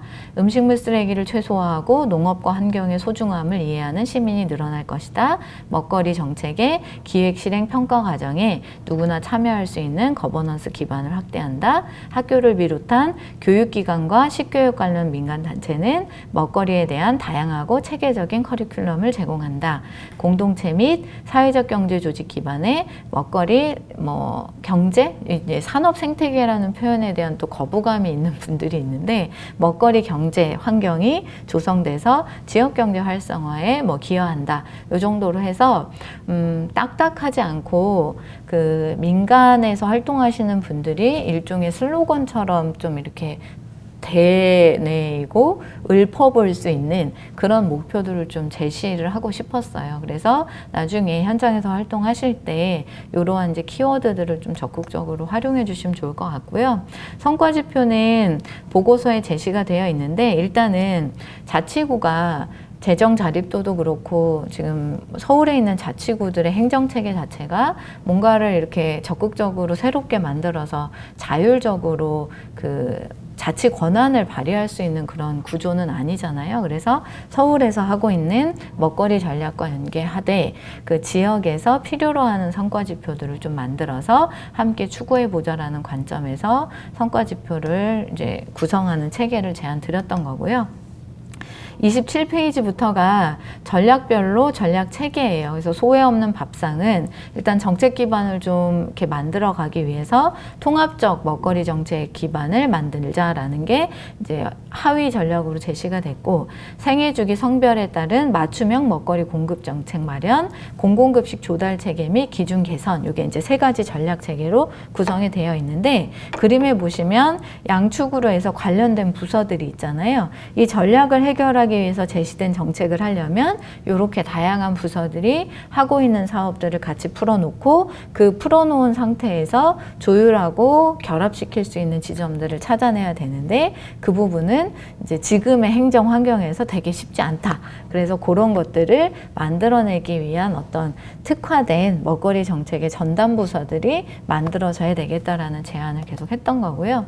전략별 세부 사업은 한번 보시고, 취약계층 먹거리에 대한 접근성, 뭐 질적 보장 이런 것들 때문에 29페이지 보시면 이제 현물을 제공하거나 아니면은 좋은 먹거리를 좀 이렇게 뭐 살 수 있는 건 아닌데 돈은 아니니까 아무튼 접근할 수 있는 바우처 제도를 제안을 드렸고요. 그 다음에 먹거리 접근성 취약 지역에 이제 토론토의 푸드쉐어 트럭이에요. 그래서 이제 신선한 먹거리에 대한 접근성이 굉장히 떨어지니까 뭐 못난이 농산물이나 이런 것들을 좀 활용을 해서 바우처로 이 먹거리를 사실 수도 있고, 그 다음에 적정한, 그 다음에 저렴한 가격에 이제 과일, 채소 같은 것들을 좀 사실 수 있게 하는 푸드쉐어 모델을 제안을 드렸고요. 그 다음에 1인 가구 중에 청년 가구에 이제 먹거리 이슈가 좀 있으니까 1,000원 아침 사업 뭐 이런 것들 했었고, 서대문구가 지금 공공급식센터를 운영을 하고 계시는데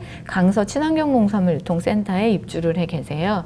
근데 요거를 이제 자치구에 로 이전하는 계획들이 당시에 이제 고민이 되고 있었고, 지금도 고민하고 있는 과정이라서 공공급식센터 물류시설 확충과 관련한 사업을 제안을 드렸고요. 그리고 이제 단순히 안전, 뭐 신선 이런 품질과 관련한 기준이 아니고 이제 지속 가능한 먹거리 생산 소비 관점에서의 굿푸드 인증제나 이런 것들을 좀 제안을 드리고, 이게 먹거리 자체에도 적용이 되지만 소비하는 소비처에서도 굿푸드를 최대한 지향할 수 있는 그런 네트워크들을 좀 늘려나간다는 차원에서 제안을 드렸던 거고요.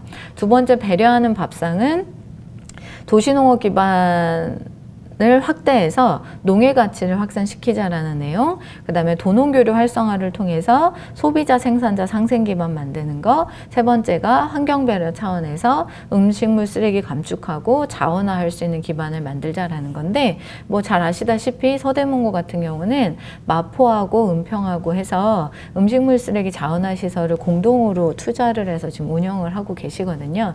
근데 저희의 미션은 음식물 쓰레기를 줄이는 거예요. 그래서 생활 속에서 줄여내고, 그 다음에 뭐 양파 껍질이나 사과 껍질 같이 생쓰레기 같은 경우는 가정에서 자원화를 한다거나 뭐 이런 이제 인프라들을 곳곳에 넣게 하는 그런 사업들을 제안을 드렸다고 보시면 될 것 같아요. 그래서 이 35페이지에 전략별 세부 사업 드린 거고요. 그다음에 36페이지가 이제 조사를 해보니까 직거래 장터를 굉장히 다양한 단위에서 운영을 하고 계시는데, 이 직거래 장터에 대한 통합 기획하는 어떤 단위가 생겨나서 저희가 하고자 하는 푸드 플랜과 직거래 장터나 이런 것들이 같이 연결되게 하는 그림을 좀 그려드리려고 했었고, 그다음에 앞에서 말씀드렸던 생쓰레기 퇴비화 사업 같은 경우가 가정에서 발생하는 생쓰레기를 퇴비화해서 도시농업에 이용하신다거나 베란다에서 키우시는 뭐 그 화분 뭐 이런 데에 활용한다거나 이런 형태로 해서 조금 이제 도시에서 발생한 쓰레기를 도시에서 다시 처리하는 그런 구조를 만들기 위한 이제 하드웨어 제안이 있었고요. 38페이지는 함께하는 밥상에서 먹거리 관련해서 민간 거버넌스 활성화하는 거, 그 다음에 시민의 관심과 참여 유도하는 거, 공동체 기반의 먹거리 생태계 조성하는 거 해서 세 가지 전략 제시됐고, 민관, 관의 협력 체계를 만들기 위한 정책 시스템, 거버넌스 체계 이런 것들이 이 내용에 들어가요. 그래서 이 내용에 조례 만들고 먹거리위원회 만들고 하는 것들이 들어가는데, 서대문구는 정말 특별하게 그 조례를 민과 관과 의회가 같이 고민해서 오랜 시간 동안 수기 과정을 거쳐서 이제 만드셨고, 그것을 토대로 해서 먹거리위원회가 이제 올해 출범을 하시게 된 거죠. 그래서 40페이지 보시면 푸드플랜 아카데미 개설해서 작년에 운영하셨고 굉장히 뜨거웠어요. 저도 강의를 한번 갔었는데 되게 좁은 공간에서 한 많은 분들이 이렇게 모여 앉아서 진짜 이렇게 그 집중력 엄청 좋으셨고 잘 진행하고 계시는데, 올해는 이제 코로나 때문에 이렇게 온라인으로 진행을 하고 있는 거죠. 그래서 이 사업이 진행되고 있고, 그다음에 서대문구 쿠킹버스 시범사업이라고 해서 식생활교육 인프라가 너무 취약하니까 이동식으로 이제 식생활교육 할 수 있는 그런 버스 만들어서 한번 해보자라는 제안 드렸었고, 그다음에 학교에서 유유화된 시설 활용해서 아이들 식교육 잘 시켜야 이 아이들이 이제 농의 가치에 대한 인식도 있고 음식물 쓰레기도 줄여나갈 수 있고 이렇잖아요. 그래서 학교하고 연계한 프로그램 제안 드렸고, 마을 밥상, 공동체 기반의 따뜻한 밥상을 좀 만들 수 있게 하기 위해서 그런 내용들 제안 드렸던 거고, 먹거리 관련해서 사회적 경제 기반의 경제 생태계 조성을 해야 되니까 그 부분과 관련한 뭐 소셜 프랜차이즈 사업 이런 것들 제안 드렸고요. 그다음에 마을 부엌 사업들 이미 하고 계신 분들도 계시는데 그거를 조금 정책적으로 이렇게 촉진시킬 수 있는 지원들을 제안 드렸던 거고요. 46페이지가 이제 협동마트 컨셉이었는데, 어찌됐든 저희가 뭐 코로나 때문에 오프라인에서 많이 모일 수는 없지만 이게 이제 진정이 되면 뭔가 구민들이 모여서 이 먹거리 문제를 같이 이야기하고 공부하고 같이 밥도 먹을 수 있고 뭐 할 수 있는 공간이 있었으면 좋겠다 싶어서 거점 어떤 이제 먹거리 문화 복합센터 뭐 이런 것들에 대한 안을 드렸던 거고요. 그래서 지역마다 소셜 프랜차이즈 형태로 해서 이렇게 좀 레고 블럭처럼 컨텐츠가 있으면 요 지역엔 이런 걸로 결합해서 거점 공간, 요 지역은 이런 거 해서 이렇게 조금 재밌게 이제 지역 주민들이 참여하는 형태로 마을 부엌이나 이런 것들을 좀 만들어 봤으면 좋겠다라고 해서 제안 드렸던 모델이고요. 그리고 푸드플랜 거점 기반 확보 관련해서는 그 완주 같은 데 가면은 이제 건강하고 안전한 먹거리 기반으로 뭐 이제 해피스테이션이나 이런 것들 운영하고 하잖아요. 그래서 그런 모델로 해서 좀 대규모 거점 시설을 이제 이렇게 건립하는 예산을 좀 제안을 드렸었어요. 실행력 확보를 하기 위한 추진 과제 50페이지인데요. 일단은 이거 내부에서 워킹그룹 단위에서 워크숍 하면서 정리한 내용인데, 일단 사람을 조직화하는 게 되게 중요하고 서대문구는 그 일을 되게 잘하고 계세요. 그래서 조직화를 잘해서 조직된 민간 기반으로 해서 정책화를 하기 위한 전략들을 같이 공유를 하고 이런 것들을 가지고 제도화로 넘어간다. 이게 이제 그때 저희가 함께 정리한 거버넌스 구축 프로세스였고 이미 제도화까지 가셔서 이 제도를 바탕으로 해서 이제 실행력을 좀 확보하는 단계까지 오셨다고 보시면 되고, 51페이지 그림은 복잡하긴 한데 저희가 용역을 수행하는 당시에 기존의 서대문구가 갖고 있던 민간의 어떤 힘, 그 다음에 행정의 역량, 그 다음에 의회에서 보여주셨던 뭐 관심이나 의회가 할 수 있는 힘, 뭐 이런 것들을 좀 결합을 해서 먹거리위원회를 만들기 전에 이제 플랫폼을 좀 만들어서 TFT 형태로 이 논의를 이어가고,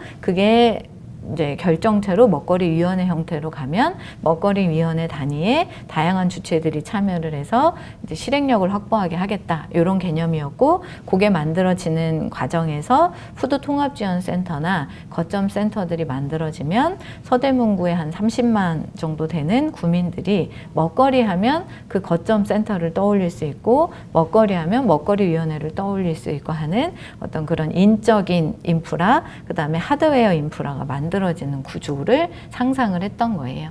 52페이지는 그런 흐름들을 만들어가기 위한 순서를 도식화해서 그린 거니까 요거는 이제 그 순서대로, 숫자 순서대로 따라가다 보면 쉽진 않지만 이해는 하실 수 있으니까 꼭 한번 따라가 보시고요. 거버넌스 구조를 좀 입체화시켜야겠다고 생각을 해서 먹거리위원회가 만들어지지만 먹거리위원회의 대표성을 가지고 들어오시는 분들이 각각의 단위에서 워킹그룹이나 소모임들을 활성화시킬 수 있는 그런 이제 협치 체계 뭐 이런 것들을 좀 연결시켜가지고 그 소모임들을 활성화시켜서 서대문구 곳곳에서 먹거리 관련한 단위들이 이렇게 이제 막 역동적으로 움직이는 그런 그림들을 그릴 수 있게 거버넌스 구조를 제안을 드렸던 거죠. 그래서 조례 제정하셨고 먹거리위원회 저희가 제안 드렸는데 이제 구성하셨고요. 57페이지 보시면 통합적 먹거리 정책 시스템 구축해야 되는데 전담부서가 좀 더 강화돼야 될 것 같아요. 근데 쉽지 않아요. 네, 쉽지 않은데 지금까지 경험하셨고 지금까지 만들어 오셨던 행정 기반을 바탕으로 해서 언젠가는 꼭 먹거리 정책을 종합적으로 볼 수 있는 전담부서를 과단위나 해서 만들어 주시면 예산도 훨씬 더 효율적으로 활용할 수 있고요. 그 안에서 먹거리 정책을 전체를 보고 곳곳에서 활동하고 계시는 것들을 연결시키고 조율하고 하는 역할을 하실 수 있을 것 같거든요. 그래서 구민 여러분들께서 관심 가지고 전담부서 꼭 만들어 주셨으면 좋겠고요. 푸드통합지원센터 설립 논의 이제 슬슬 하셔야 되는 상황이고요. 60페이지가 로드맵이고 제가 이 일을 한 지 21년 차인데 서대문구 할 때 제일 신났던 게 뭐였냐면요. 연구용역 보고서를 드렸어요. 근데 TFT에서 어떤 얘기를 하셨냐면 전문가들이 연구용역 보고서를 우리와 함께 이렇게 만들어줬으니 우리는 이제 이 로드맵대로 실행만 하면 되는 거다 하시면서 이 로드맵에 의해서 2019년에 할 거, 20년에 할 거를 막 준비를 하시더라고요.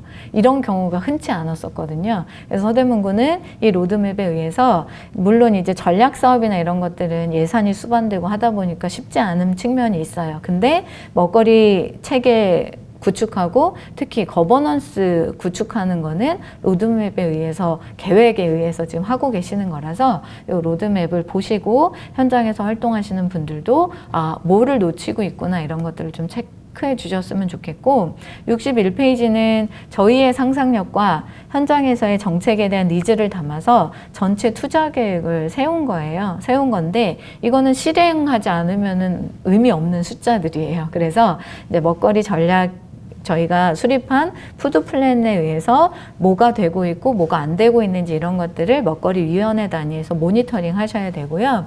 외국 같은 경우는 그 모니터링한 결과를 가지고 애뉴얼 리포트라고 해서 연차 보고서를 매년 내요. 연차 보고서에 우리가 이 목표를 설정을 했고 어떤 활동을 해서 목표는 어디까지 달성을 했다라는 거를 정량적으로 정성적으로 다 이제 측정을 해가지고 시민들한테 홈페이지나 이런 데에서 다 오픈을 하거든요. 그래서 먹거리위원회나 현장에서 활동하고 계시는 분들이 요 이제 모니터링을 꼭 하셔서 애뉴얼 리포트를 내셔야 된다 말씀드리고 62페이지가 저희가 생각한 먹거리 정책을 기반으로 한 서대문구의 미래상이에요. 아까 말씀드렸던 것처럼 먹거리위원회가 있지만 먹거리위원회에 참여하시는 분들이 현장에 나가셔가지고 곳곳에서 먹거리와 관련한 활동들을 하시면 서대문구가 앞으로 10년 뒤, 20년 뒤, 뭐 30년 뒤에는 더 조금 이렇게 살기 좋은 그런 공간이 되지 않을까 싶어서 삶의 터전이 되지 않을까 싶어서 그 그림을 그렸던 거고 우측에 있는 게 이제 핵심 성과 지표를 뽑았던 거니까 이제 애뉴얼 리포트나 정책 평가하실 때 이런 것들을 기준으로 해서 평가를 해주시면 좋을 것 같고요. 이제 마무리하려고 하는데 굉장히 재밌는 경험이었고 현장에서 먹거리에 대해서 이렇게 고민하시는 분들이 많구나라는 거를 느끼면서 저도 이제 되게 이렇게 마음이 따뜻해지기도 하고 뜨거워지기도 하고 그런 과정이었는데 일단 이 먹거리 전략 수립된 이후에 뭐 집밥협동조합, 어린이 공동체 밥상, 바른 식문화 개발원, 먹거리위원회에 참여하시는 분들, 그다음에 식생활 강사단들이 굉장히 열심히 일을 하고 계시고요. 제가 솔직히 놀랐던 게 제가 보통 강의를 가면 뭐 1시간에 뭐 30만 원, 뭐 2시간에 뭐 50만 원, 뭐 이런 식으로 이제 뭐 지역마다 차이가 있긴 하지만 뭐 어떤 분들은 1시간 강의하면 100만 원 받는 분들도 있고 막 그래요. 근데 저희가 회의, 워크숍 이런 거 막 3시간, 4시간씩 하면서도 회의비 얼마 못 드렸거든요. 근데 순수하게 자기 시간을 내서 경제의 문제가 아니라 서대문구에 대한 애정과 미래 세대에 대한 고민 이런 걸 가지고 진짜 활동하시는 분들이 많더라고요. 그래서 그런 분들이 서대문구에 계시고 이 강의를 들으시는 분들도 앞으로 그런 활동을 하셔야 되는 분들이라고 생각을 하거든요. 그래서 출발은 했으니까 앞으로 이런 힘들을 잘 모아내셔가지고 서대문구가 정말 더 좋은 그런 삶의 터전이 될 수 있었으면 좋겠습니다. 혹시 나중에 이제 궁금하신 게 있거나 하면 먹거리 담당하시는 부서로 뭐 이메일이나 이렇게 주시면은 제가 이렇게 전화나 이런 걸로 답변 드릴 수 있을 것 같고, 먹거리 전략 그 푸드플랜 풀 버전이 보고서로 나와 있으니까 나중에 기회 되시면 한번 보시면 좋을 것 같습니다. 예, 이상 마치도록 하겠습니다. 감사합니다.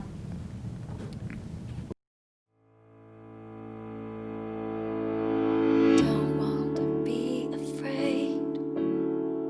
Hard not to hesitate. But we can't wait to be the change. It's not too late. Free from hate. Think of the future that we could create. Face the facts today. There's a better way. Take one step back and say there's a better way.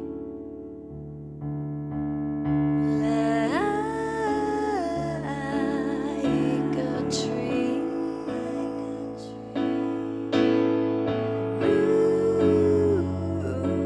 rooted in peace, in peace, in peace.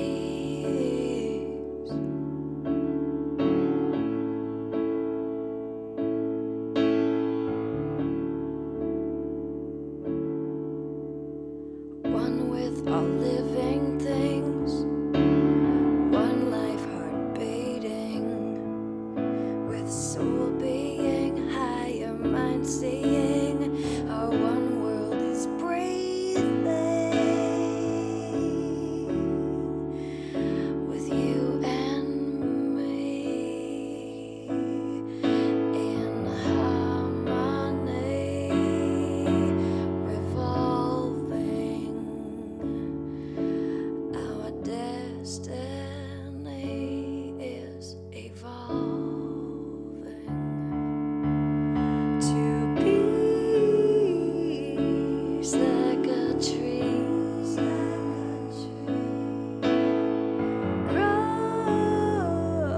growing up free, in peace, in peace, in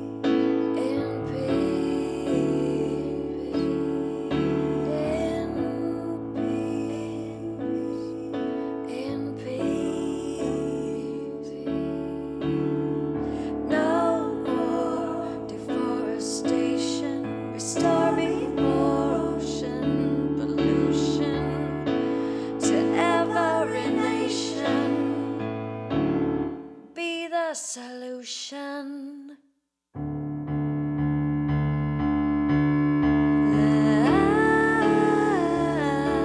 Like a tree,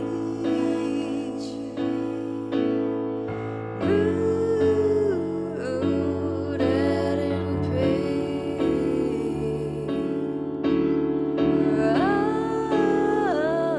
growing up free, rooted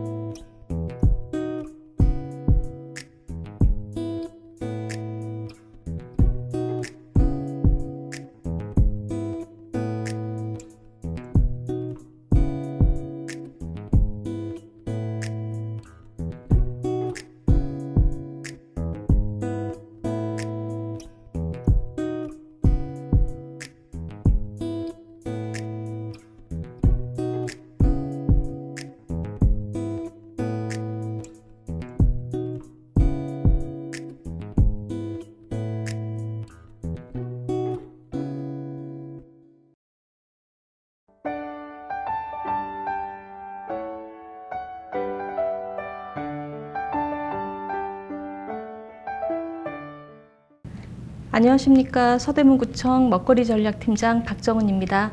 이번 시간에는 서대문구 먹거리 전략팀의 연혁 그리고 주요 업무 추진 현황을 소개하겠습니다. 오늘 발표 순서는 먹거리 전략팀의 설치 개요 및 추진 경과, 먹거리 전략팀의 비전, 주요 사업, 그리고 당면 현안의 순으로 말씀드리도록 하겠습니다. 먼저 먹거리 전략팀 설치 개요입니다. 2018년 7월 1일 구청 조직 개편으로 사회적 경제과를 신설하고 사회적 경제과 부서 내에 먹거리 전략팀을 만들었습니다. 이전까지 교육지원과, 일자리 경제과 등 다른 부서에서 추진하고 있던 친환경 급식센터 업무, 공공급식센터 운영, 푸드플랜 추진 연구 용역 사업 등을 먹거리 전략팀에서 2018년 7월 1일부터 수행하게 되었습니다. 주요 사업 추진 경과입니다. 2018년 8월 1일 서대문구 공공급식센터를 설치하고 8월 2일 전주시와 도농상생공급 업무 협약을 체결했습니다. 어린이집 복지시설 등에 2018년 9월 3일부터 배송을 시작하였습니다. 서대문구는 친환경 급식 운동이 활발하게 추진되어 온 지역으로 농식품부 푸드플랜 도시형 선도 지자체로 선정되어 2018년 7월부터 2019년 2월까지 푸드플랜 연구 용역을 실시하였습니다. 푸드플랜 연구 용역 완료에 따른 후속 조치로 2019년 4월 주민대상 푸드플랜 아카데미를 운영하였고 2019년 2월부터 팀에서 주관하는 각종 교육 수행 및 거버넌스 강화를 위해 강사 공개 모집 및 교육을 통해 아동 식생활 및 전통 발효학교 강사 양성을 시작하였습니다. 연구 용역 이후 민관이 함께 참여하는 TFT 운영으로 2019년 4월부터 12월까지 총 9차례 회의를 거쳐 먹거리와 관련한 타부서 사업 등을 포함하여 푸드플랜 종합계획 5년 기본계획을 수립했습니다. 푸드플랜 기본계획 수립 이후 후속 조치로 2019년 11월부터 2020년 2월에는 구의원, 공무원, 관계자 등이 참여하는 TFT를 구성하여 먹거리 기본조례 제정을 지원하였고 2020년 2월 의원 발의로 먹거리 기본조례가 제정되었습니다. 2020년 6월에는 먹거리위원회를 구성하여 첫 회의를 진행했고 서대문구 푸드플랜 사업의 중추적 역할을 하고 있습니다. 협치의제 시민참여 예산 사업으로 2019년 슬로푸드 생태계 마을 조성 사업, 그리고 2020년 공동체 마을 밥상을 통한 어린이들의 행복한 한 끼 사업을 수행 중입니다.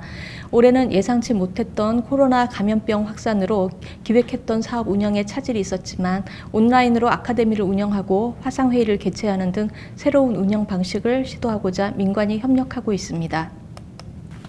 다음 먹거리 전략팀의 비전입니다.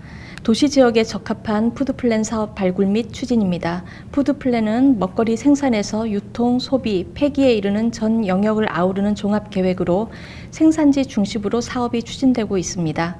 생산이 없는 소비지인 대도시 지역은 푸드플랜에 접근하기가 쉽지 않고 모델 발굴에 많은 고민이 필요합니다. 우리 구에서는 푸드플랜 연구 용역 이후 푸드플랜 TFT 논의를 통해 민관 거버넌스를 구축하고 잘 운영해서 먹거리 정책에 접근하고 먹거리위원회, 분과, 주민 모임까지 포함한 먹거리 네트워크를 활성화하는 방향으로 서대문구만의 비전을 설정했습니다. 식생활 강사단 네트워크를 구성하고 주민 모임이 참여하는 마을밥상 사업을 운영 중입니다. 그리고 푸드플랜 정책 공론장 마련을 위한 정책 포럼, 푸드플랜 정책의 전문성 함양을 위해 푸드플랜 아카데미를 개최하고 있습니다. 세 번째 비전은 로컬 푸드 등 각종 교육사업 활성화입니다. 친환경 급식센터 운영 당시부터 로컬 푸드 관련 교육은 중점 사업으로 도시농부학교, 학교 텃밭 등 각종 교육을 시행하고 있습니다. 2019년부터는 어린이집 대상 전통푸드학교, 일반 주민이 참여하는 서대문 장독대 사업도 같이 추진하고 있습니다. 2020년 7월부터는 주민 모임을 팀으로 구성하여 사회적 경제조직 육성 교육을 실시하고 있습니다. 먹거리 전략팀이 수행하고 있는 주요 사업입니다. 먹거리 전략팀이 수행하고 있는 주요 사업입니다. 지속 가능한 정책 추진을 위한 기반 마련 사업입니다. 서대문구 공공급식센터 운영입니다.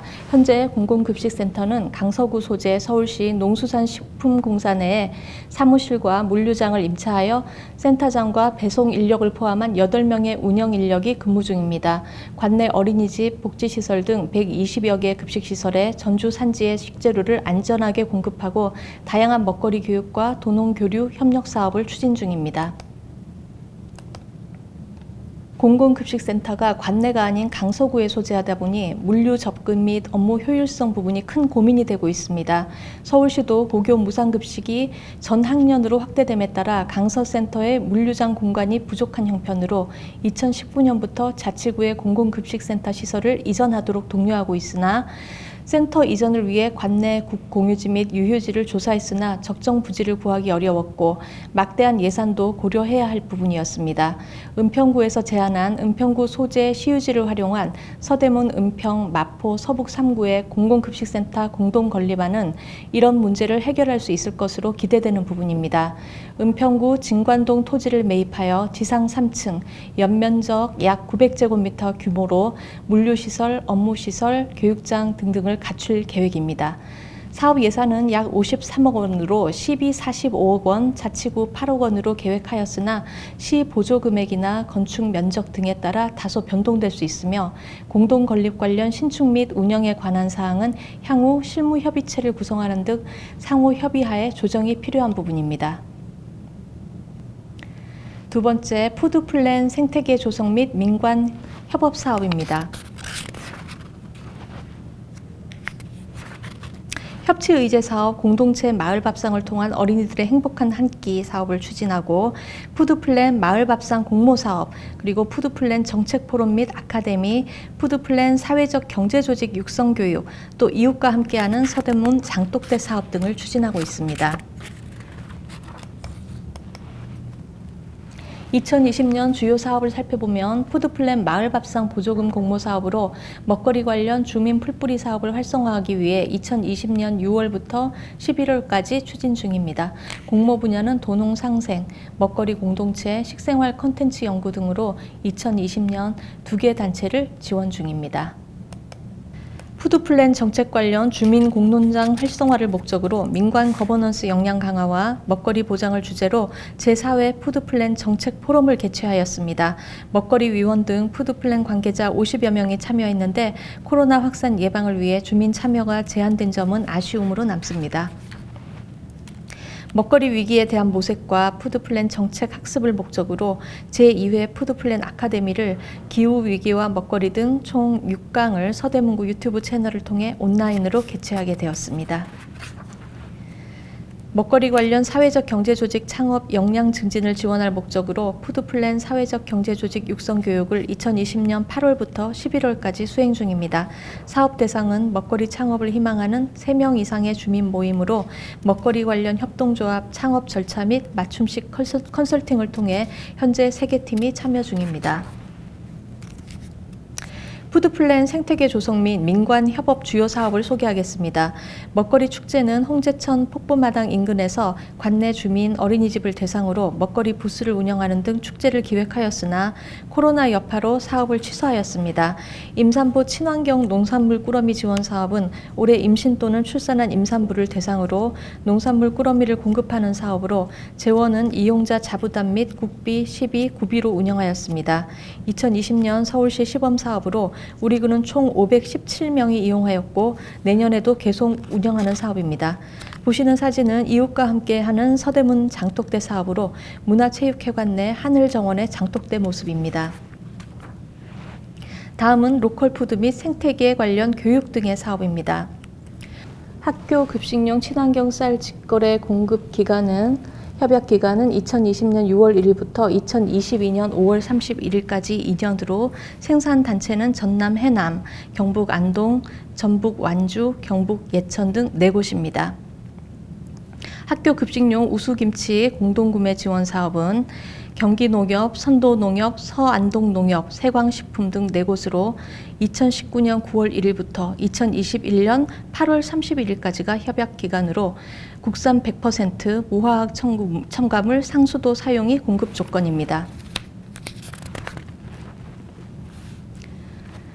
서대문구 안심식재료 지킴이단은 약 70여 명으로 관내 어린이집 및 초중고 학부모로 서대문구 안심식재료 지킴이단을 구성해서 친환경 학교 급식 및 도농상생 공공급식의 생산에서 유통까지 학부모가 직접 단계별 모니터링에 참여하며 서대문구의 식재료 안전성을 확보하고 있습니다.